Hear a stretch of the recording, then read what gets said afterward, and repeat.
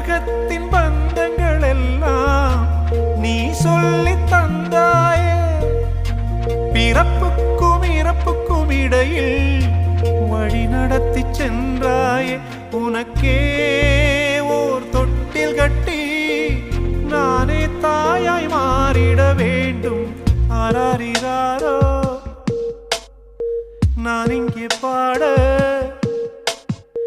தாயே நீ கண்ணுறங்கு என்னோட மடி சாய்ந்து.